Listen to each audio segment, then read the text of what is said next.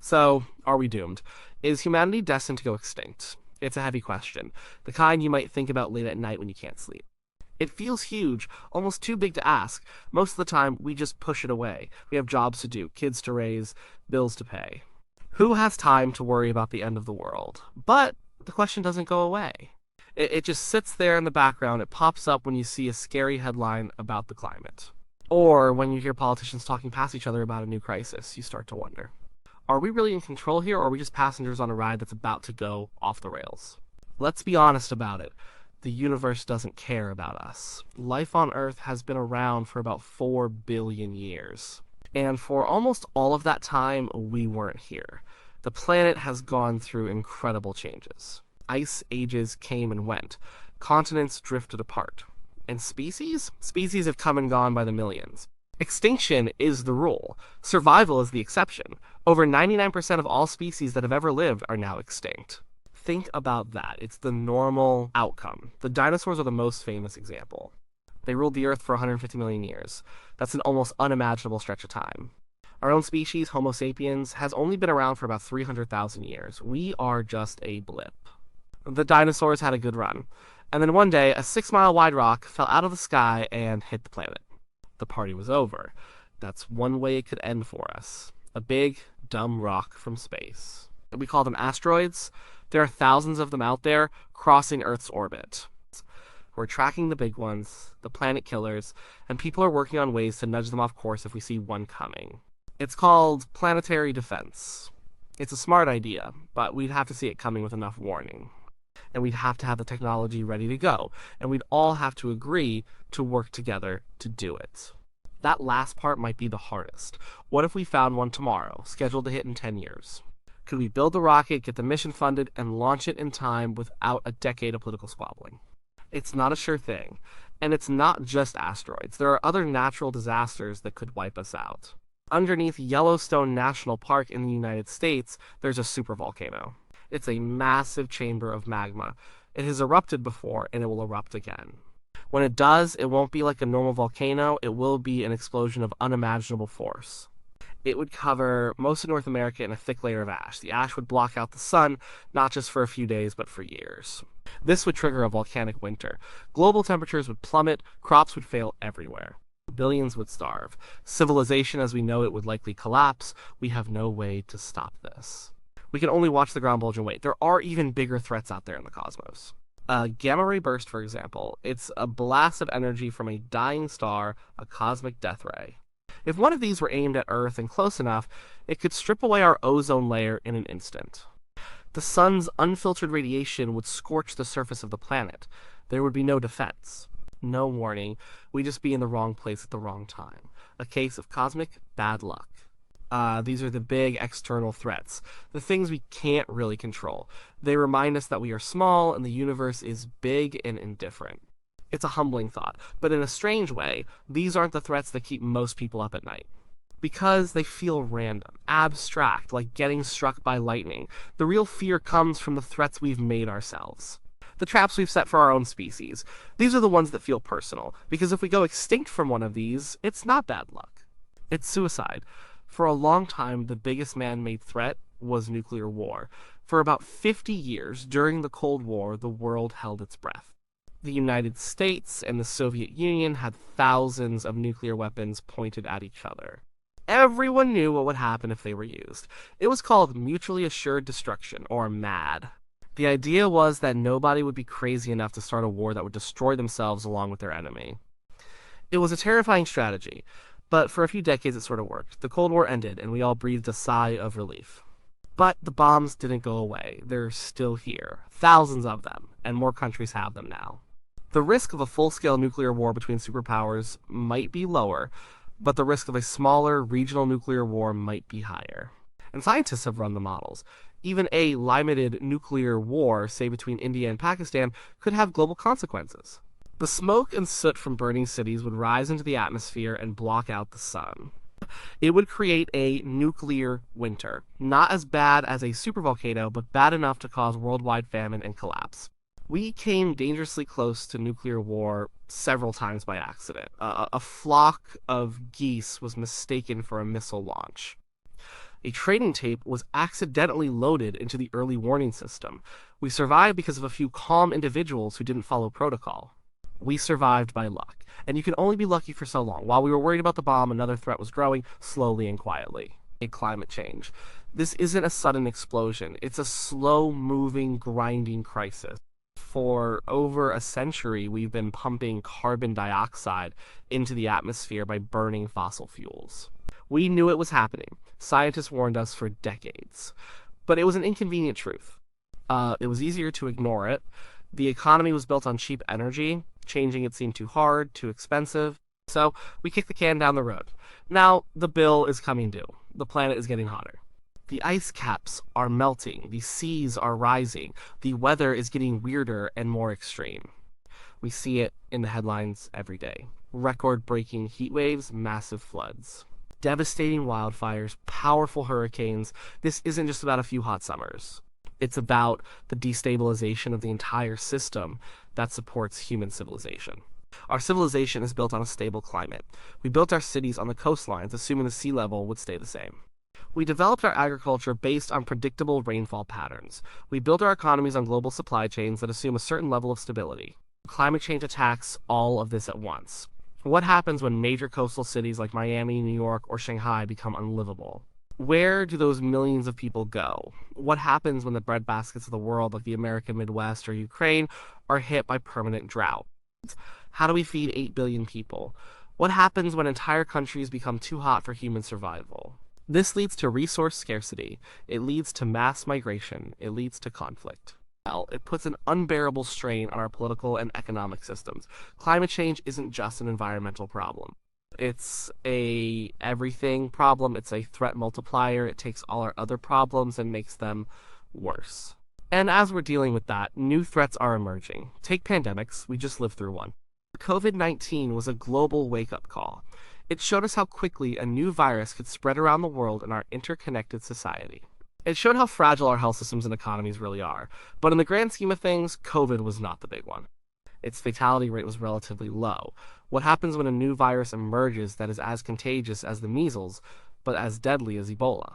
It could happen naturally, but there's a scarier possibility. We now have the technology to edit genes. Tools like CRISPR allow us to manipulate the building blocks of life with incredible precision. This has amazing potential for medicine, but it also has a dark side. It opens the door to bioengineered pathogens. Someone, a terrorist group or a rogue state, could theoretically design a virus to be as deadly and contagious as possible. A designer plague. In the wrong hands, this technology could create a pandemic that makes COVID look like a practice run. And the knowledge of how to do it is becoming more and more widespread. Then there is the newest and perhaps most confusing threat of all, artificial intelligence, AI. For most of us, AI is just something on our phones. It recommends movies or gives us driving directions. But the people who build these systems are talking about something much bigger on the horizon. They're talking about the creation of an intelligence far greater than our own, an artificial general intelligence, or AGI. This is not about killer robots with red eyes from the movies. The real risk is more subtle and more profound. It's about control. How do you control something that is smarter than you in every way? How do you make sure its goals are aligned with our goals? This is called the alignment problem, and it's one of the hardest problems in computer science. Imagine we create a super intelligent AI and give it a simple goal, like making paperclips. It sounds harmless, but a true superintelligence would pursue that goal with a relentless, single-minded logic we can't even comprehend. It might realize that human bodies contain a lot of atoms that could be used to make paperclips. It might decide that human beings who might try to turn it off are a threat to its goal of making paperclips. So it would logically work to eliminate us, not out of malice or hatred, but just as a step in achieving its programmed goal. This is a famous thought experiment, but it illustrates the core danger. A superintelligence wouldn't have to hate us to destroy us. It would just have to have goals that are misaligned with our survival. We are in an arms race to develop this technology, with companies and countries competing to be the first. But we don't yet know how to build in the guardrails. We're building the most powerful tool in history without fully understanding how to control it.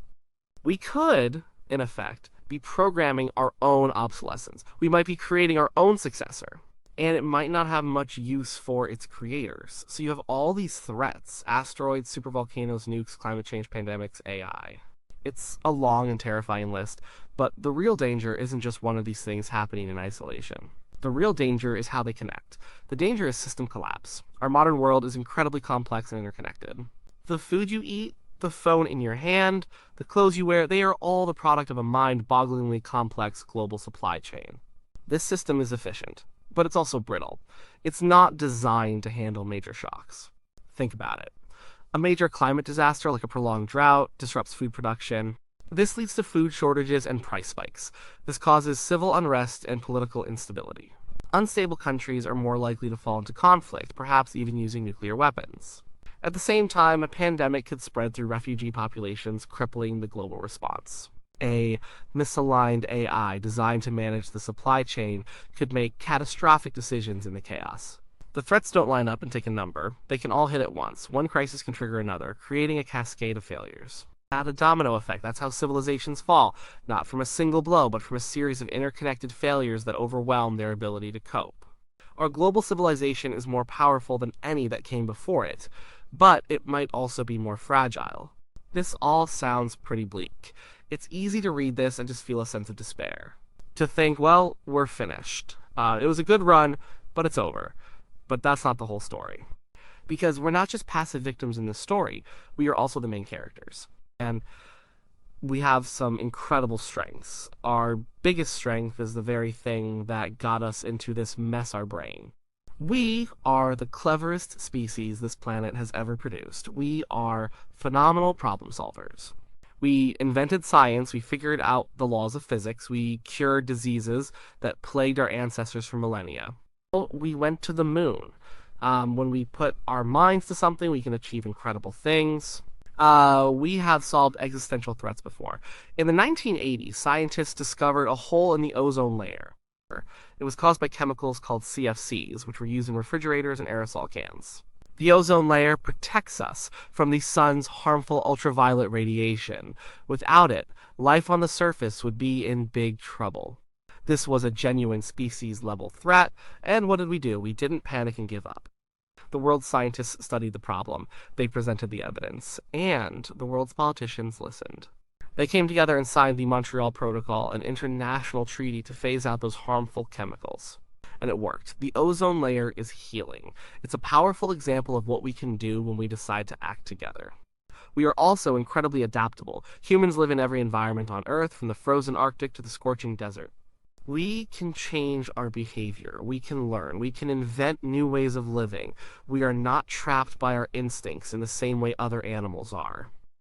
We have the capacity for foresight, for planning. We can see the train coming down the tracks, and at least in theory, we can choose to get out of the way. And our greatest superpower is cooperation. We can work together in huge numbers. A city, a country, the internet, these are all monuments to human cooperation. We can share knowledge across continents and across generations. A scientist in Japan can build on the work of a researcher in Brazil from 50 years ago. This collective intelligence is our best tool for survival. No other species has anything like it. So we have the tools, we have the intelligence, the adaptability, and the ability to cooperate. We are not helpless. But we also have to be honest about our flaws, because the same species that writes poetry and builds cathedrals also commits genocide and destroys the environment. We are a bundle of contradictions. One of our biggest flaws is tribalism.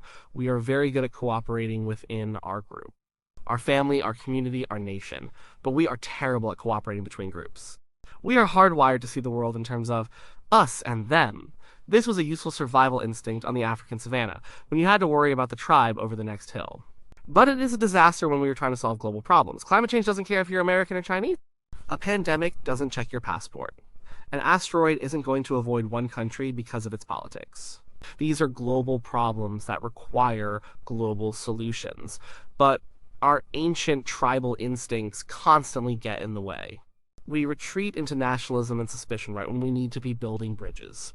We also suffer from a fatal case of short-term thinking. Our brains evolve to respond to immediate visible threats. The tiger in the bushes, the approaching enemy. We are very good at dealing with that kind of problem. But we are terrible at dealing with slow-moving, abstract threats. Climate change is the perfect example. It's a crisis that unfolds over decades, not minutes. The consequences of burning a gallon of gas today won't be felt immediately. They'll be spread out over the whole world for the next 100 years, so it's easy to ignore. Our political systems are also short term. Politicians think in 2 or 4 year election cycles. They want to deliver results that voters can see and feel now, not in 30 years. Our economic systems are even worse. They are built to maximize quarterly profits. A corporation's survival depends on what it does in the next 3 months, not the next century. Our entire civilization is structured to prioritize the present at the expense of the future. And we are masters of self-deception. We are prone to all sorts of cognitive biases. We seek out information that confirms what we already believe. We ignore evidence that makes us uncomfortable. We engage in wishful thinking. We tell ourselves that the problems aren't that bad, or that someone else will fix them, or that a magical new technology will appear at the last minute to save us. Denial is a powerful psychological comfort, but it is a terrible survival strategy. So this is the struggle. It's a race between our better angels and our worst instincts. Our intelligence against our tribalism, our capacity for cooperation against our short-term selfishness. Our ability to see the truth against our talent for denial. Is humanity destined to go extinct? The word destined is the key. Destiny implies the story is already written, that the outcome is inevitable, fate. But I don't think that's true. Most of the biggest threats we face are not acts of God or random cosmic bad luck. They are problems of our own making, and if we made the problems, we can unmake them. The future is not set. The path to extinction is easy. In a way, it's the default path. All we have to do is keep doing what we're doing. Keep prioritizing short-term profit over long-term survival. Keep letting our tribal politics paralyze us. Keep denying the problems that are right in front of our faces. If we choose that path, then yes, we are probably doomed. Our complex, fragile civilization will crumble, and our species will follow. But there is another path. It's a harder path. It requires us to be the best version of ourselves. It requires a level of foresight, cooperation, and courage that we have only shown in brief flashes throughout our history. It requires us to grow up as a species. It requires us to see ourselves not just as Americans or Russians or Nigerians, but as human beings. As crew members on a small, fragile planet. It requires us to start thinking on the timescale of centuries, not just election cycles. It requires us to make sacrifices in the present for the sake of the future. It's a monumental task. It might be the hardest thing we've ever done. And there's no guarantee of success. But it's not impossible. The outcome is not predetermined. It's a choice. Our choice. So the question isn't really, are we destined to go extinct? The real question is, what are we going to do about it? Are we going to be the species that saw the cliff edge and decided to build wings? Or are we going to be the species that saw the cliff edge, argued about who was to blame, and then stepped right off? This is our test. The final exam for Homo sapiens. The story is still being written. And we are all holding the pen.